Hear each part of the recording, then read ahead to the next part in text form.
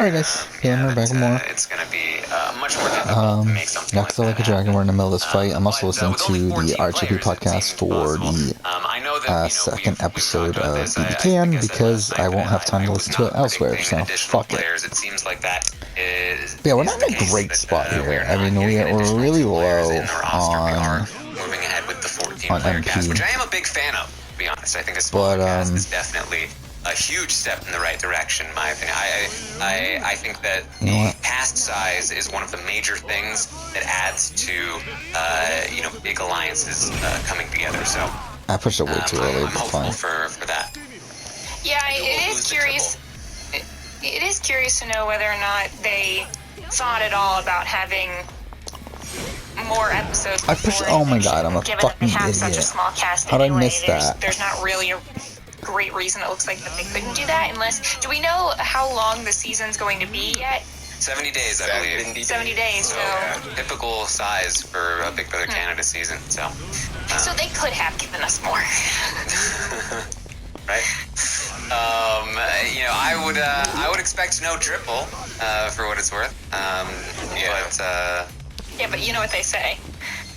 Expect the unexpected, which would be having a triple with a small that's down here, though. people. That's our tagline. She says everybody's there always watching, so They're just always watching, yeah. Okay. we'll see. We'll see. Oh, right. So we get to this questioning here. So we're having a tribal council, where the losing tribe is having to answer anonymous questions that could have been from Jeff Probst, I guess.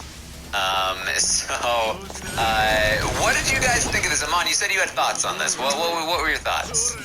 I very much enjoyed this. I don't necessarily know if all of the questions that were asked really did anything in terms of votes. My guess is that probably won't do a lot, especially if you're one of the people that's on the block and you're asking a question. It's like, well, like you're going to go home anyway, so it's not like it can truly change the situation. Ooh, but got I did like just how cutthroat they were. I like that they weren't really milk boost. Now the problem is that he's low in health. Really took the anonymity seriously. Should we go for spoke their mind, and I like the fact that we got such strong reactions out of these contestants. And I think a lot of that has to do with the fact that this is a new twist within Big Brother Canada, and so there isn't a lot of there isn't a large pool of experience for these people on the show to realize like, well, maybe I should answer these questions a little this way or whatever. I did like the fact that Jed really dodged his question very well about the final two, and they were like, yeah, so you're with Deshaun. Tell us about your relationship with Deshaun. It feels pretty comfy, bro. And he's like, I mean, well, final two? Yeah, that's a thing. Totally, but not till later. I thought that was a nice political answer, Jed. He did a good job. And then somebody like Latoya is like, yeah, I said your name, and you're going home. So you kind of get like two ends of the spectrum on the questions. So I really enjoyed that, and I hope that we get to see more of that, to be honest. I thought it was great. I would hope that Jed recognizes that he got asked that question probably for a reason, and then might look at it like, okay, I need to step back a little bit, maybe start to talk around with some other people. I do wonder whether or not having this question session is this too much power for the winning team? They won, they're safe, they still get to vote, and they also get to ask anonymous questions. I'm just wondering if that was like unless it continues and it's not just a week one thing and they always get to do this. Seems like a lot. Yeah, I like the concept of anonymous questions. This is something that they do in the circle that is pretty effective and can lead to some drama. And I think it's a really cool way of introducing some actual intrigue to these ceremonies that are usually just a bit bland. But I do. My biggest issue with it is actually not that it necessarily gives the winning team too much power, although I would like to see them open it up. Okay, and now he's almost dead too. Question. I would love. Now we gotta heal him. For somebody to ask themselves a hardball question, knowing that they have a good answer for it, right? Like something like that would be interesting. Wait, what? But I think my biggest problem with it is how is it decided which questions get chosen and which ones are eventually asked to which person. You know, having letting production kind of decide which people get which questions is a little shady to me. I'd rather it be a little more open. Yeah, I guess when I first thought, I was assuming that it was like first come, first serve. Everybody gets to ask. No, Every hit person the other on the losing one. team is going to answer one question directed at them. So you come in and be like, okay, I want to ask a question to Braden. They say, oh, Braden's already taken. Pick someone else. But I'm assuming that's not what happened because that seems too complicated. So yeah, they probably did just ask several and then divvy them up. Yeah, I don't know if any of the answers really stood out to me as being shocking. I do love Josh at having like the 3-sentence answer, the 3-word answer rather. That was kind of nice. And it did feel like at this point when we got the questions, it seemed pretty obvious who was going home based on the answers, just based on Josh and Rohan not really saying a whole lot, and they were the only two kind of red herrings in this episode. Yeah. They were very low-key this episode, and I wonder just how much longer they're going to be able to keep that I think we're going to go. Well, and we I think we're had going to that sacrifice conversation her. with Tina and Beth a little earlier, where Beth very acutely says, like, you know, been hearing Rohan's name and Julie's name, obviously, but maybe we should keep Josh around because he's going to be a bigger target in front of us. No, He's always, his name is always going to be either. out there as an easy boot, unless it's the thing where he's the easy boot and everybody wants to keep him, which you know, 5. don't want him to turn into a goat chase in the end. Yeah, I was thinking like 2 of our guys were going to die. Clear that before we finish Julie them off. and Latoya are kind of beefing No, a I got bit. it. I thought, well, here it is. You thought Look at Josh that. was a great target in front of you. This is perfect. Latoya and Julie are going to be going at it. Josh seems to me like the kind of player that will easily just end up fading into the background. Josh is the kind of player that you want to get out early because he is not fitting in with many people, and he will end up being a free agent that will just kind of like be able to slide by. The further along he gets in the game, the more dangerous he becomes. Within that said, I think Julie had a lot of potential as well, and you know, depending on your position in the game, if you're in a position of power, you probably want Julie gone because she has more friends probably, and she has more capability of building an army against you, and you want the Joshes, the free agents, you want people to be separate and have to rely on free agents. But if you are the kind of player that's looking at, you're not in power and you're looking at like, where can I find shields, where can I find distractions, Josh is not it. It's gonna be, you're gonna want to, buy into the fight, in my opinion. I see that. I think the complicated part there is we don't know Beth's position in the house, but Beth and Tina having this conversation, like, if they are not super in power or if they're sort of middle of the road, it's going to take a lot of work to get a crew to basically go against Latoya, who seems to be much more outspoken and have a lot of power, and say, I know you want Julie gone, but see, we need to keep her around to fight with you. That's not going to fly if that's like the way that it's phrased. So, it is complicated about like the people that you want based on your situation of not being in power or in power is more complicated. It's complicated to get those people to stay without having power. Yeah. That's why, in my opinion, it's so important to fight so hard in the beginning, so you don't let these big groups build momentum by taking out their enemies and their targets, and then every week it's going to get harder and harder to not do their will. So that's where we are here. So ultimately, it's we start getting the vote, and immediately we're hearing Julie, we're hearing Austin and Braden say Julie's name, and it is over before it started. Oh yeah, Billy kicked her out of the dollhouse. Like, did they need to show us this alliance for its utter decimation? What was the point? What was the reason? Production, what was the reason? It's better to have loved and lost than to never have loved at all. Oh my god, can I just love and feel like, what is this? Like freaking, what's his face? Can we just love and still win? Damn it. This was brutal. It's especially brutal because like we never get to see Julie on the feeds. We never get to see what happened and why. And you know, we certainly got to hear her story, but that was her full story. I'm sure she had so much more to tell, and it sucks that her experience ended so soon. It just really sucks, especially since we know that she's a big fan of the show, and I know a lot of people have like reservations. Yeah, and I know a lot of people have reservations about, her being an influencer or whatever, but she was a fan of the show. She wanted to be on this show, and I mean, 6 times is, it's a lot of times to be auditioning, and for me to be the first boot, I'm just sad for her. But I mean, she handled it pretty well. I mean, that being said, she could be somewhere in a hotel room crying her eyes out right now, and if she is, then I'm sending her all of the love that I have. But yeah, it just sucks that, someone that a lot of people were so high on. See, it looks like Latoya is playing like super fucking hard right now. I'm glad that I let Karen do it because That's interesting.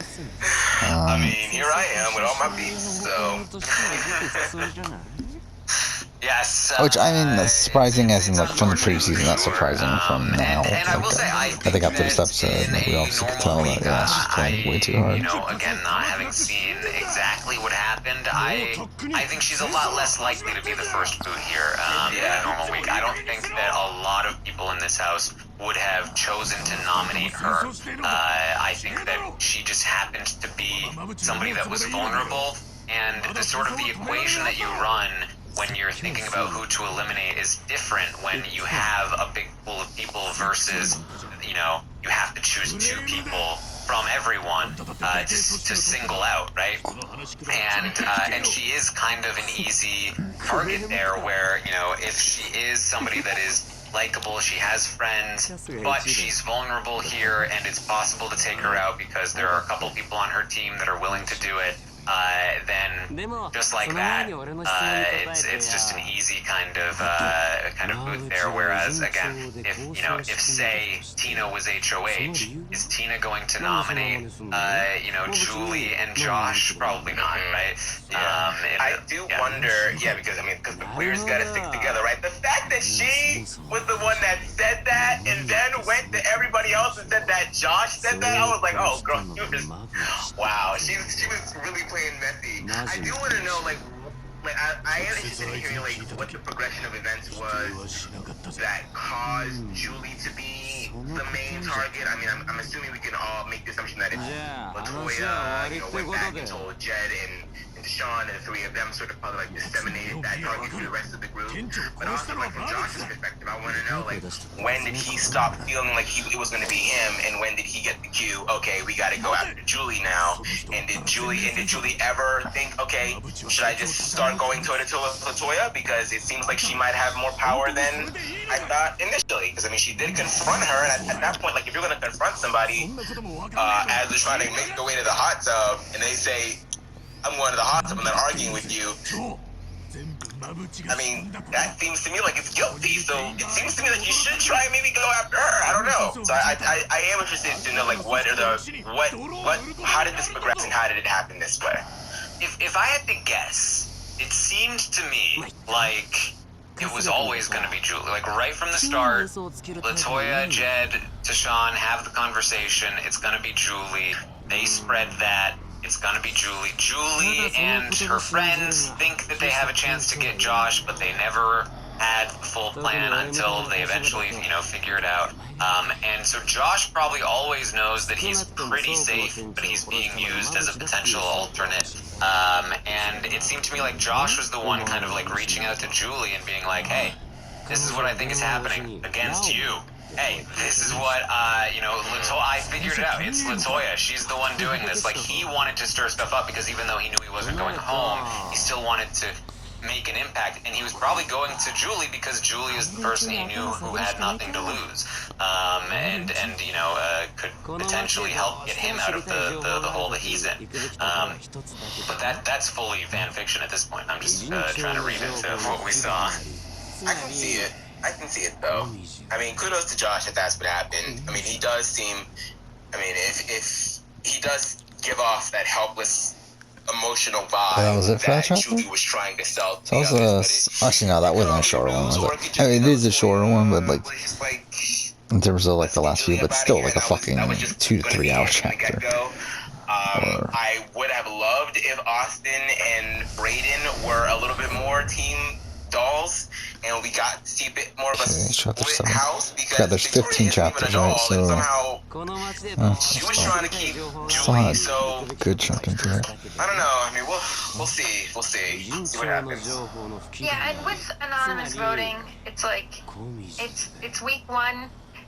I know that people just want to keep themselves safe for the next week and do what the house wants, but if you're thinking this early in the game about if I don't vote where the house wants me to, interesting. So Kiefer is the target if you're thinking from that, Austin you're this already week. on the bottom and you need to be doing Though everything it looks you like can Kiefer has an in this alliance that's going to keep him situation. It safe, does not help unless to he's be a sheep and up against be Rohan, safe. If you're working I on guess. week 2 or week 1, but like to against just be safe and just make it to the next week, you're already in a bad situation. So, I mean, I know that we were Josh hoping would it was going to go be different this over. year, but I can think of like 3 or 4 more times off the top of my head that in the first episode or 2 of a season, you get a group of people who is different than the whatever the power alliance is. In this group, it was the dolls, and you hope that they're going to be able to do 27 something. uploaders. And for me, it's almost like the second we get that secondary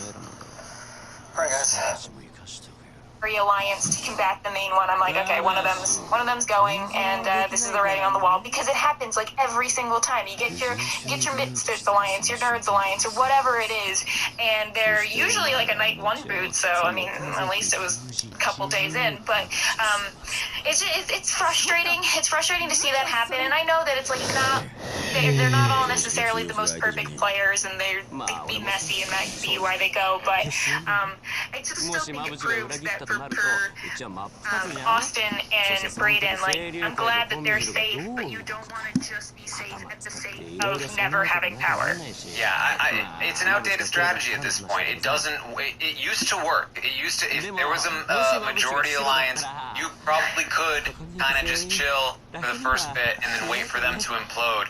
Players have gotten smarter, and game incentives have changed to support big alliances. You cannot wait. If you get into that house, you need to make sure that you are on top of any potential big alliance. When Josh goes to Julie, says there's a Pretty Boys 2.0, and she goes to a group of people, that could have been a turning point in the whole season. I mean, that's what happened in Big Brother 15 eventually, right? Moving company got blown up. Like, these things do happen, but you need to let them happen. And when you had, I mean, that's the effectiveness of these alliances, is that they had a mole in the group who was able to shut things down, it seems. And again, this is all speculation at this point, but I'm completely with you, Mary. This is why we need people who understand the game, who know the game at least a little bit, so that they know that, like, hey, the modern game, you need to make sure that you are playing. You cannot wait. So, yeah. In the fan fiction version of that, I think this is the best I can do based on the episode we saw. When Josh tells Julie the information that he thinks that there is this guy's alliance, you need the 2 of them to get together and say, okay, we got the 2 of us, we're going to bring in the other 2 dolls, now we got 4, we got Victoria, apparently, since she votes, so that's 5 people. Then what you're going to probably want to do, and obviously they don't know this, but it looks like on the board the other people you might want to go to are, okay, Beth, because Beth was wanting to keep Josh around for some reason anyway. Now, I don't know if Beth could get on board for the same reason about wanting to keep Julie, but you got to get back. Oh, but Tina was the other one, and she's not voting unless it's the case of a tie. But then it would be a tie. So if you get those 6, you're getting closer. And that's about the best I can do right now. I'm not sure who that extra person. You're gonna need probably one more, and I don't know who it is. But Yeah, it was unlucky that the group that was in that room is not really the group that they needed. Oh well. This might be. I mean, this is definitely guesswork here. But at one point in the episode, Josh mentioned going to talk with Kiefer. And that said to me, like, hey, I wonder if Kiefer is kind of Josh's buddy in the game.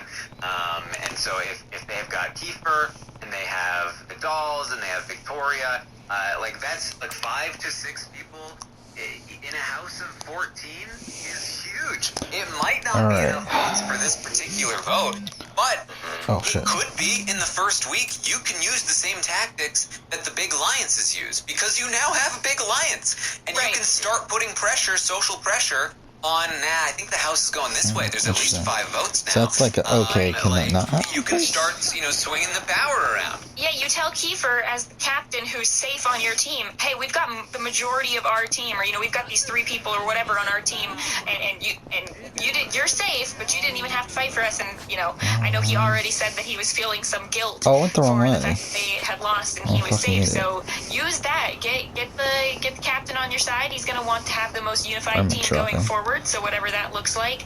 And I think what we just don't know here is we don't know who Tayshaun and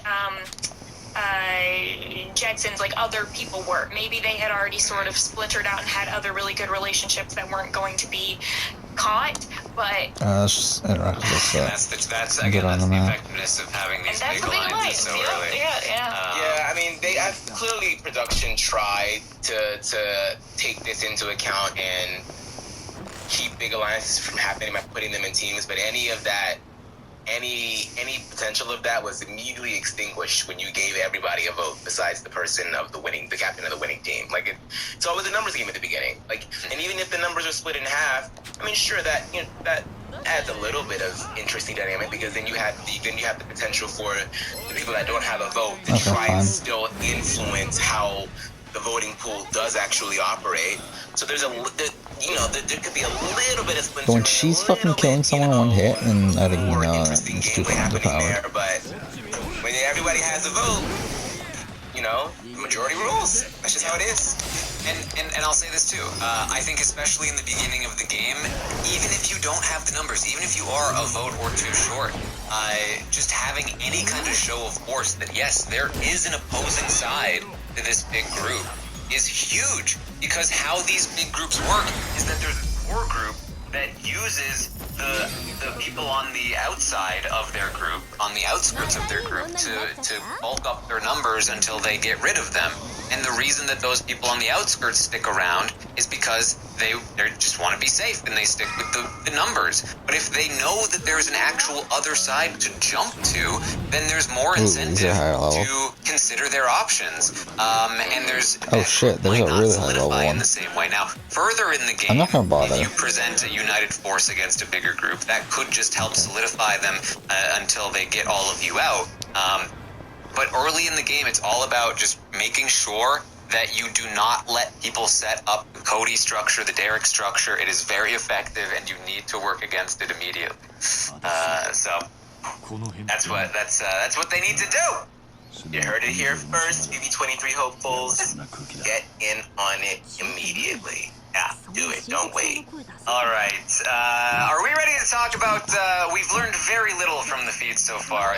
There hasn't been much content yet, but we do know the HOH winner. So we can... I missed that in the chat. Yep.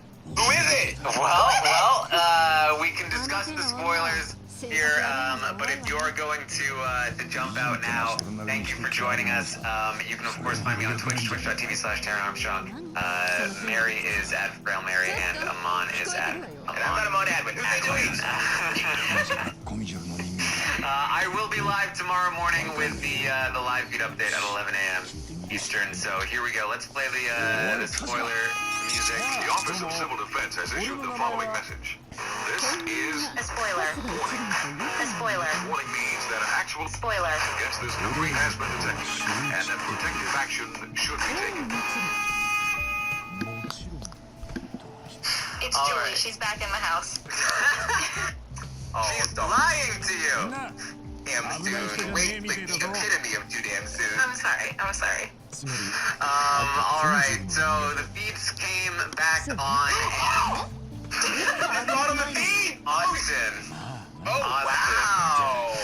Is the new HOH. Yes. The feed literally just popped up as you said it. She's in there in the In the HOH room, which, I'm sad to see that the HOH room does not appear to be overrun by vines. It's just the same as it was in the last one. There's nothing that's changed. No, it's exactly the same as last. Which, you know, it was a really cool set. Little fortress of Here's the solitude. thing, like, I feel for the Big Brother Canada 8 players who, like, had this traumatic experience, and now, like, if they're watching the show, they're watching the exact Place that they were, like, there's very little has changed. Like, that's gonna be even more difficult. But, especially being Big Brother Canada, like we're so used to drastic ass changes. One season you get the Death Star, the next season you get a casino. Like we're just so used to everything changing. But you know what? I mean, the philosophy of like an overgrown, you know, post-apocalyptic thing. I kind of consider the HOH to sort of be like an underground crystallized cavern that doesn't get touched by Where is she? the apocalypse, as it were. If I No, had it should be like all the ice melted, and it's now like a reservoir. swamp. I don't know what I was thinking, but something. I mean, I like that they are doing like a, you know. Let's see if I can it's been remember all the sitting Big here Brother dormant Canada for things. the I don't last think I year can. while everything happened. But come on, HOH room, give me something. She looks happy after that conversation. Oh yeah. And does BB Can 1 even have a Going theme? on! See, BB Can 2 I mean, didn't have we a don't theme. know. I don't remember We anymore, will actually. find out. There's been very little game talk. I know BB Can 3 was the from what I've steampunk, been able to BB Can gather. 4 was It's Casino, been, BB Can you know, 5 was people the hanging out, Odyssey, and then they've been the doing the HOH room reveal and space hangouts. stuff. They've all been in a group BB Can together 6? so far. Obviously, I think again from the TikTok interview. I don't remember. Who knew I'd I don't remember be saying 7 either. TikTok so much in Big Brother coverage. BB Can 8 obviously was the But, comics. I think that Julie mentioned that she understood that Brayden and Austin did what they had to do with their votes, and she didn't hold it against them. So this was not them turning on her, as far as I understand. More so them just kind of voting with the house, and that tells me that you know, Austin, Brayden, Victoria, maybe. Oh yeah, BB Can 7 was a Potentially spy were some of the theme. people on the outs, and that this could be a very good thing that we have in Austin HOH. That said, we don't know what their motivations are. We could see, you know, I think worst case would probably be like, all right, now let's get out Josh, right? Which would be, Yeah. Do that, girl. Don't do that. Don't do that. Yeah, and unfortunately, because of the Fuck. team situation, assuming that it worked similarly, I mean, do we know, like, if Yeah. you're HOH, I don't know if they can nominate, maybe they'll say you have to nominate one person from each team. Maybe it'll be you have to nominate 2 people from the loop. We Let's don't go know ahead how it's going to and- be, but if you Are we are 27 stuck minutes nominating already? people from your own team, Maybe then, we'll just end or here. I from don't like that the we've other been doing a team, lot it of would just be shorter hard episodes to or have, something. you can't put up But fuck it. Deshaun and Jed in the We'll same end here. week necessarily. We'll go yeah, one more, so obviously. I don't know. I don't know why Again, I as said far as I obviously. know, there hasn't been any kind of update What was as okay, let's to, finish talking about the team stuff. What was BB Can 6? I the really twist don't remember. even is, Oh, the Heaven and is Hell. that, like, is Which was Austin dumb, wasn't allowed it? to nominate anyone from her team, or are they immune again? Again, I would assume not, because, again, like, who wants to watch a month was there a of theme the of same BB 7 Can people 2? be immune the entire game? Like, Yeah. that just seems absurd to me. I wish Big Brother would Oh, stop just doing this like Canadians? this. Both Canada That and was the what they US, where they have all confused these twists that get introduced, and then we don't get to learn about And them. that was kinda the same with learn BB as you Can go. 1, Like, so it really all be whatever. like Christine, We're done. just read Next the episode damn is on read for now. Thank you for watching. seriously. Beginning of the season, like, so that we all know